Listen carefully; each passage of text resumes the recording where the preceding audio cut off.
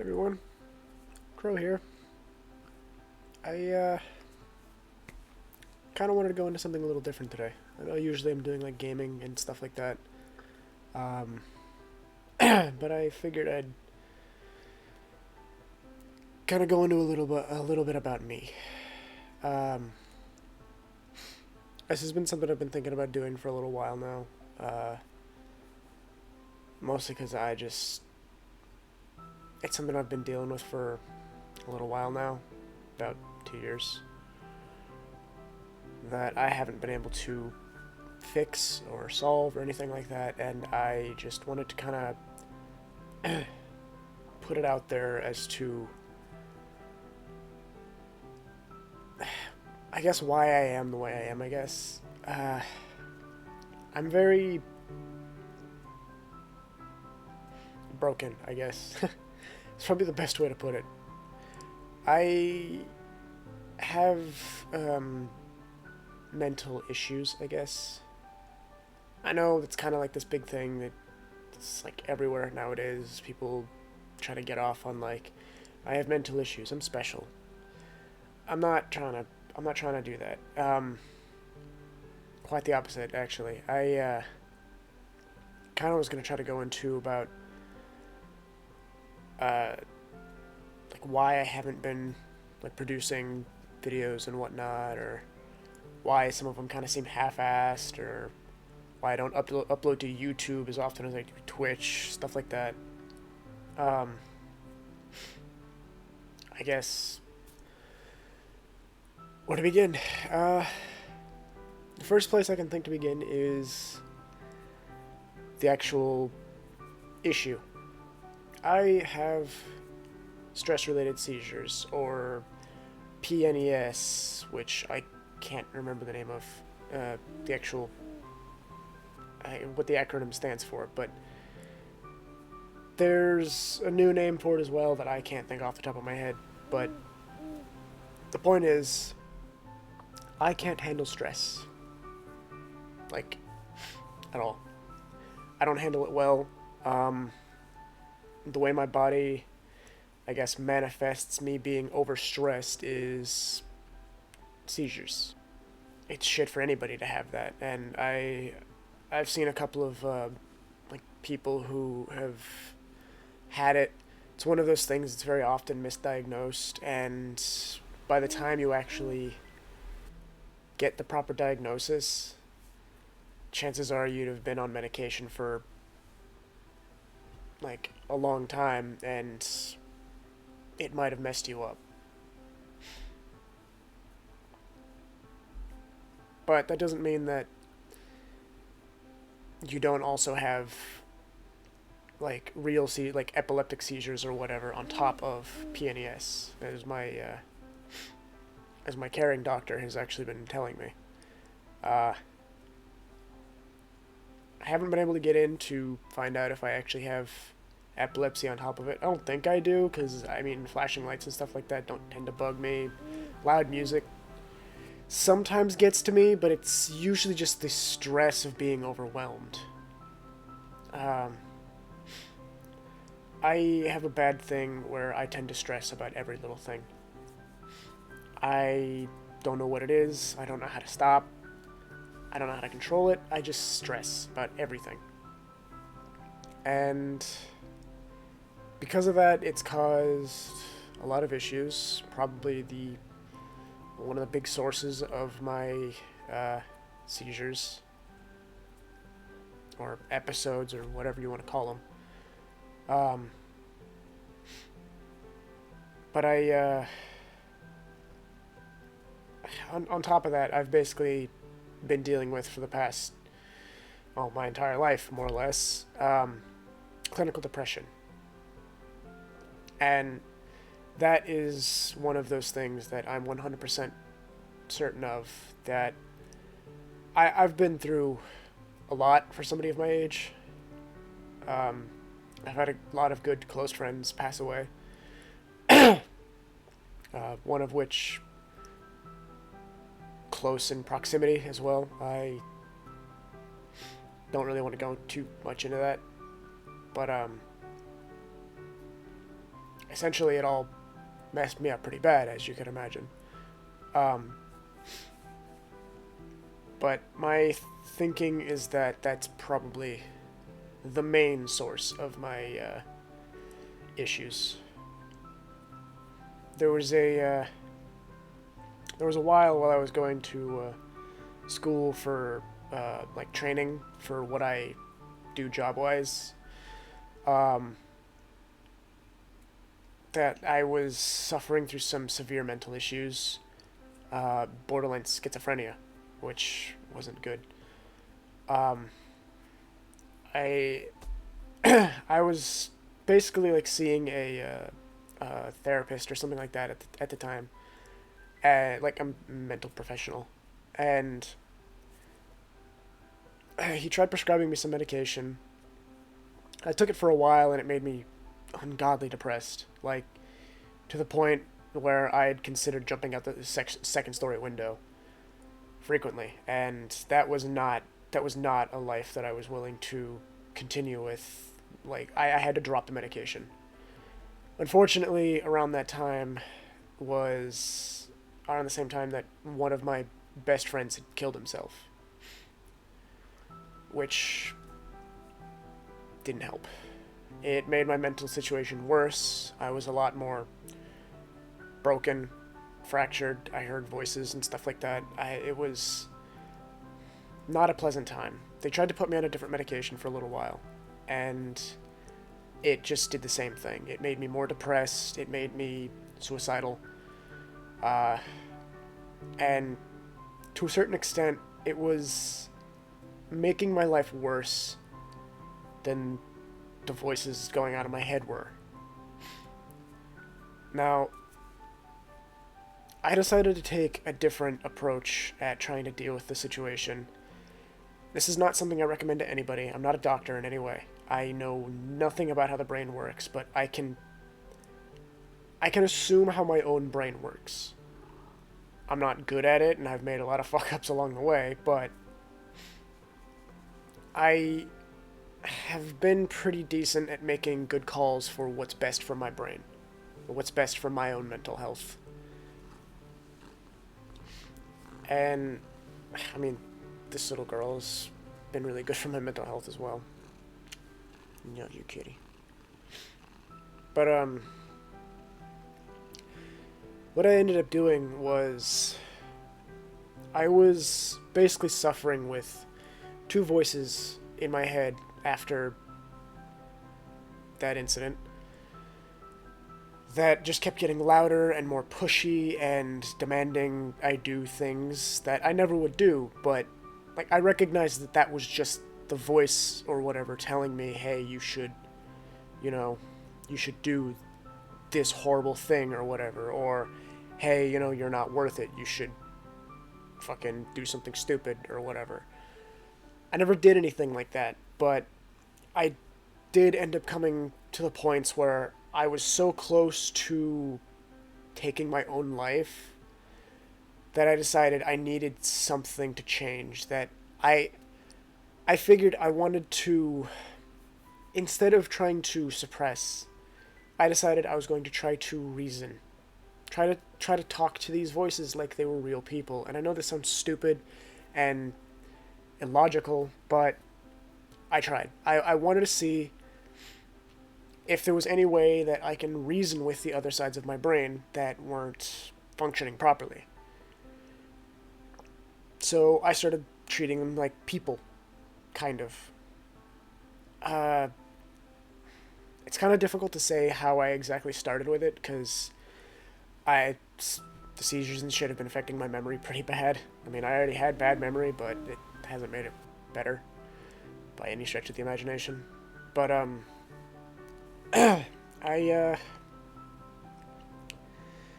basically started, like, letting them have a few minutes a day in, say, an isolated room or whatever, where they can just tell me whatever it is they want to say, or whatever they want to do, and then I ask, why? Or something along those lines. Why do you want to do this? What is it that's making you angry? Why are you always screaming? because there was one that would always just scream louder and louder every single day until I started like talking to it. Then it seemed as though it became confused, or I became confused. I don't know how to phrase it properly, but the only way that I can possibly like explain it is something changed. It was like a gear shift. Like it was kind of like I was going down this really really dark path, and it seemed like nothing would change. And then I started addressing these voices and whatnot as people and questioning, okay, what do you want? Why are you here? And it's kind of like it just stopped dead in its tracks, like, I'm confused. I'm here because you are broken, because you're fucked up. So I started trying to reason with it. Say, like, giving it a few minutes every once in a while to pop in and out to help me, I guess, in some ways. Like, the way I deemed it is each third of my mind that I guess it had been split or whatever the hell happened thought a different way. There was one that was very aggressive and primal, but that helped me with some of my confidence issues. I was and still kind of am a shut-in, and I don't really like going out much, but it did help me a lot with my confidence issues. The other one was very tactful and intellectual, and after a certain amount of time, it actually started to have me, like, it helped me start, like, thinking things in a more logical way, I guess. Not that I didn't already, but it kind of simplified the process, and it was kind of like me slipping in and out of a different suit after a certain point. Because, like, the voices kind of started to fade until eventually it was me. But only after I moved in with my girlfriend was around the time that they started to finally dissipate. When it did eventually disappear, I hadn't noticed. My girlfriend did. She noticed pretty quickly that it was becoming less and less frequent that she would hear these other voices speaking through me. And that she would notice that it was just, I guess, like, a smooth blend of all of us combining slowly, I guess. It was kind of like I was, like, slowly stitching myself back together without even knowing that that's what I was doing. It took about, I'd say, a year and a half, 2 years maybe, 2.5 years, something like that. But eventually it went away. And only after that was when the physical-ish issues started to come around. I think I started to realize that around the time that these disappeared, I started to kind of stress about some things a little more, or at least my stress levels were already starting to cap out, so by the time I started adding a little more stress onto it, I was overflowing. Around the times of October is when it starts to, like, I have a seasonal depression that picks up around October, which sucks because my birthday's in October, so happy birthday, here's depression. But, the shit thing is that around that time is when I notice my stress levels start to peak, I guess. All the way up until December, when it's basically at max. Like, there's no going above it without exploding. And my body had no idea how to handle that. It got to a point where 2 years ago, I think, 2019, I was basically just, I was having a normal work day. I was overstressed. was working on a part and something happened, and I started shaking, and like I've always had like nervous spasms, but never to the extent that I was. It was really, really bad. I was basically sitting at my workstation and I was laminating, um, which is what I do. I was working and I noticed that I started to slow down and my mind kind of became this fog that I kind of couldn't see through. I couldn't focus, and by the time I'd realized how much time had passed, like 30 minutes had passed and I hadn't done anything. I hadn't moved. I was literally just sitting there, like, shaking. By the time I felt my body jolt, I started just like shaking aggressively, and I was completely conscious during this entire thing, but I realized that I needed to head home. I was overburdened. I could not stay at work. I got an Uber, and I went right back home. Thankfully, at the time, I had a friend who was staying with us for a little while, who, if it wasn't for him, I would have been outside seizing and convulsing, and it wasn't good. The entire time in the Uber, I was shaking, I couldn't focus, I didn't remember where the hell I was. There were patches where I don't even remember the drive there. I literally got out of the car, like, stumbled my way to my front door, and just collapsed. I banged on my door as much as I could with the little strength that I could to try to get my roommate to come get me, because I couldn't get inside. I didn't have a key, I didn't have any way of getting into the house, and it was terrifying for me. I've never been in a situation like that before, where I was completely helpless to do anything but try to get the attention of somebody to try to help me. I basically went through the entire issue of me being on the ground for somewhere about like 5 minutes. He eventually came to the door, freaked out because he saw me collapsed on the ground, because I have a bad knee. He might have thought that, like, I think he thought that my knee just gave out and that I needed help up. But it was much worse than that. I was already convulsing, so he basically, like, picked me up. I'm not heavy, so it was very easy. He brought me to my bedroom and threw me onto the bed right when I started to, like, shake. Like, extremely bad. I was in, like, physical and mental pain the entire time this was going on. Unfortunately, I was conscious the entire time, but my memory kind of is spotty at best. I remember the entire situation, but there are points that during the entire thing, I have no idea how much time passed. I have no idea what I actually did. I just know what happened, if that makes sense. Like, I don't know how to explain it. Like, I know exactly what was going on. I was 100% conscious of the entire situation. I remember him sitting there trying to Google figure out what the hell was wrong, and if he should call an ambulance, and we live in America, so I obviously tried to say no. It was at that point that I realized there might be something wrong. I thought maybe this was just a one-off thing. I thought that was like, my stress is like was overloading my body. So I was like, okay, I'm just gonna take a day or two off. I'm gonna try to relax. I'm gonna go back to work, and everything's gonna be fine. I go back to work. Everything's fine for a good couple of weeks. Then I start to overload again, and it starts to get closer and closer to winter.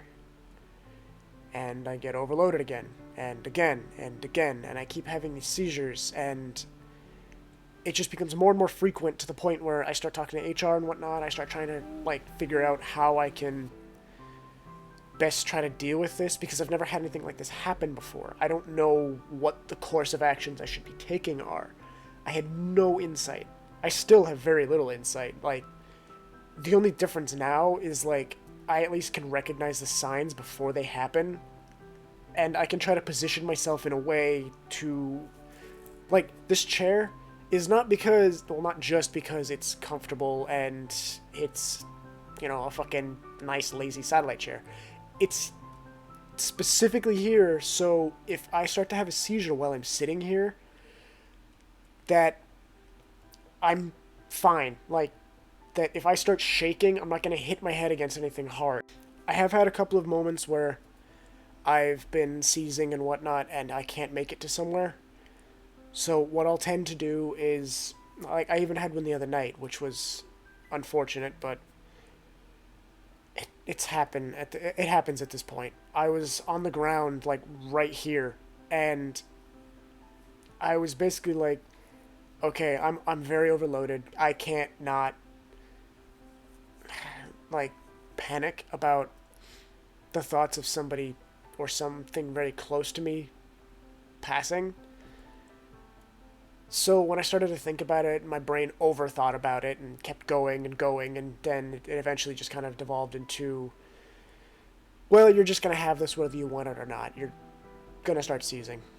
So I just laid down on the ground, tried to make sure that around the point where, I guess, catanesis, basically the point where I became, like, catatonic, I tried to make sure that my head was above the ground, and around the time I started shaking is around the time I become catatonic. I can't really move, but I was to the point where my head was raised above the ground. I have a ponytail, which isn't much padding, but it's enough to the point where if I start hitting my head, I'm hitting the fucking hair, not my fucking just straight head. So it's less likely I'm going to concuss myself, but it's not great. I'm still a little messed up, but at this point it's something I'm used to. Like, I'm used to the day after a seizure. I'm very fatigued, tired, confused. I have very little memory of the day prior. The thing is, like, my job and everything to do with it is very stressful. I've been trying to find another job. Like, I've been trying to do anything I can to find a more stress-free job, because I'm supposed to go back to work in about a week and a half. I've been off work on an FMLA for about 3 months for seizures, trying to figure out what the hell's wrong and how I can fix it. But so far, I haven't found anything. Yeah. Trying to deal with my mental health at the current moment has been more or less just up to me trying to figure out ways I can de-stress. I've found that the best way that I can deal with, I guess, overwhelming stress is escapism, which is what my meditation used to be. Like, it used to be a way for me to kind of meditate for an hour or so and escape to whatever my mind, wherever my mind takes me. But as of late, it hasn't really been doing that same thing for me. Like, I've been overwhelmed in stress and everything, and I can't quite focus on where I want to be as opposed to where I am. So I got to a point where I'm like, well, I really like gaming, and that's kind of my big thing. I love games. I love the fact that they take you into these, like, alternate worlds where you can either be like this incredible hero or just like some nobody that works his way up or something like that. Or if you want, you can just be an absolute dick. I do that sometimes just because it's funny. But I in any way, it's still escapism. So I decided that a good chunk of my meditation will be gaming. It's what I enjoy. Like, I really enjoy gaming. And I noticed that while I'm doing it, I don't necessarily think of my problems, or if I do, I'm talking them out with other people. A good majority of the time, like, say, like, for example, recently, I've been playing a lot of Terraria, and that game has been really good for me in the terms of, like, I can be creative, and I can also go off and, like, fight things to kind of, get that little bit of an adrenaline rush if I need it. But, like, I can casually build things if that's all I really want to do, and then I can just go off and, like, get a little bit of, like, an adrenaline high from fighting something. I no longer have the outlets that I used to have to be able to deal with my stress. So gaming has basically taken over that entire outlet, which isn't necessarily a bad thing. Like, one of my big things is how much I enjoy gaming. Like, I really enjoy it so much that I started, like, a gaming channel and whatnot on YouTube and Twitch. And, like, I even picked up Twitter. I fucking hate social media. I don't even use Facebook, spare for Facebook Messenger, because it's a free messaging app that only requires Wi-Fi. I think one of the big things is, at this point in my life, games and whatnot, and video gaming, and just has, like, all that has become my new meditation. I'm not saying it's something that will work for everybody, but when I'm doing that, it's something I'm very, very passionate about. And I'm starting to get a little more into recording. I don't record too much about, like, with my face in it, because, well, I couldn't figure out for the longest time how to get my camera set up to OBS, which is what I did. But, yeah, I don't know. I do think that one of the other huge things that's been kind of helping me is I recently started doing kind of vlogging and whatnot to try to talk out some of my stress, which is kind of what this is, kind of not.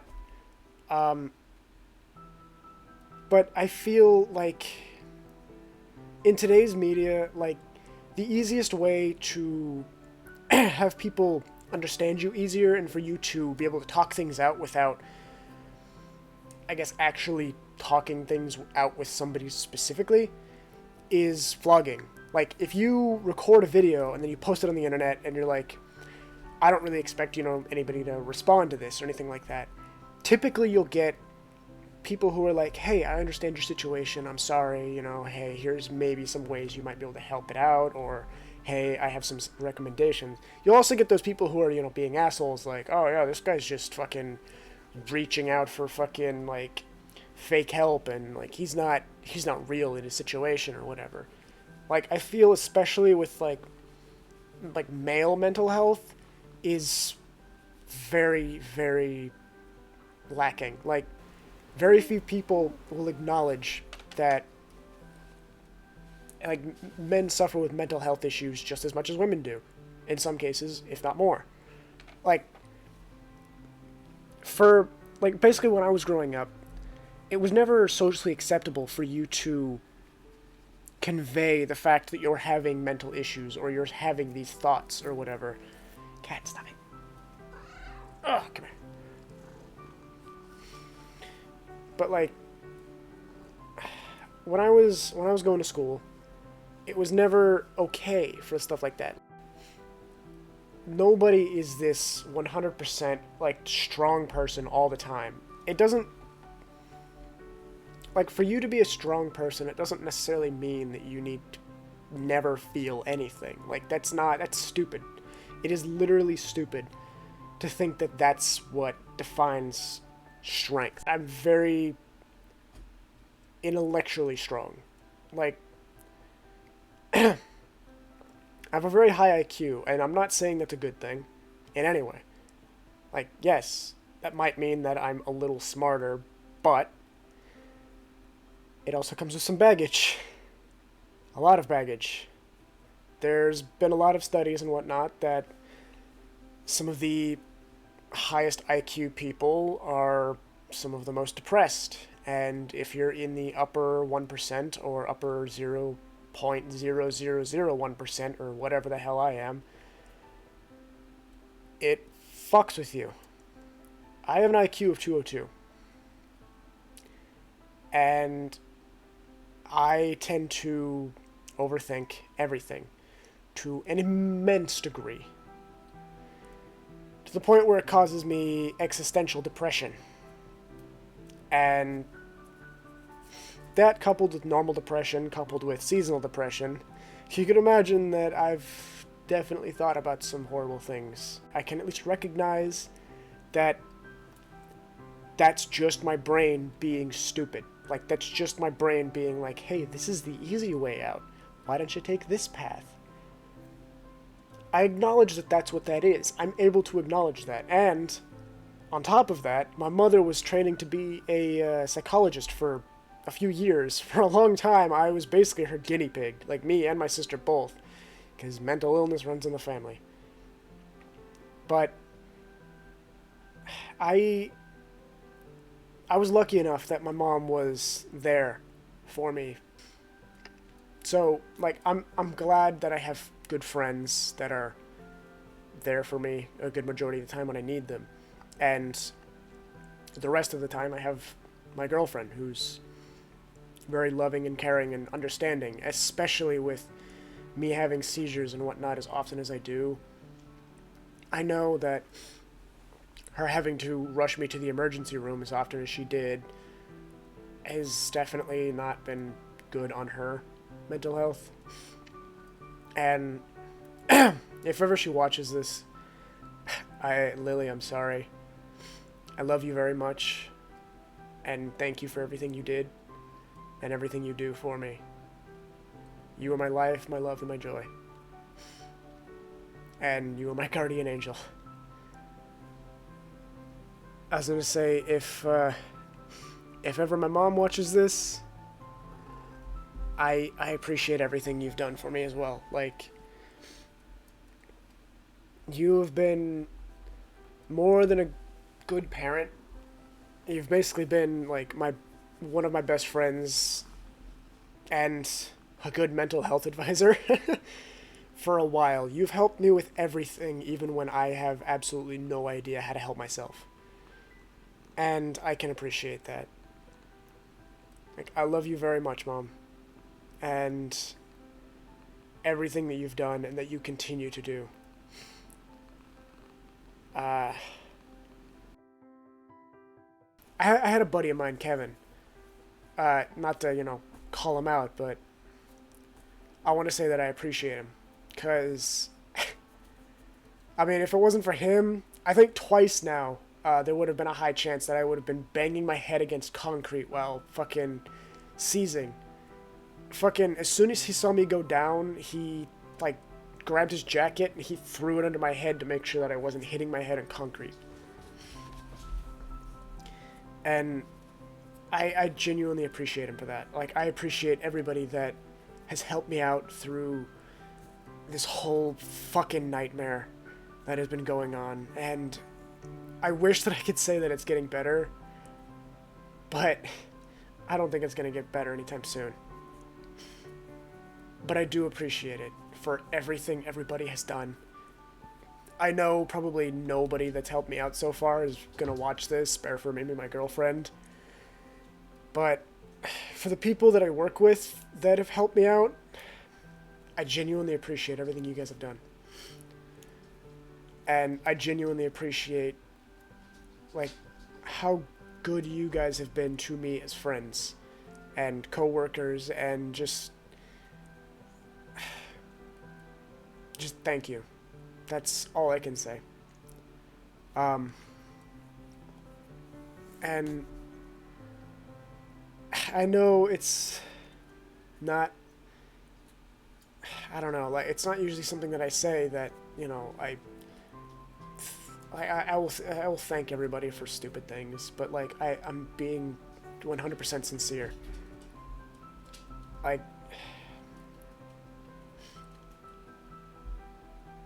I really hope you guys are doing well. I really hope everybody is doing well, and that everybody is staying safe, staying healthy, and that only the best will come to everybody.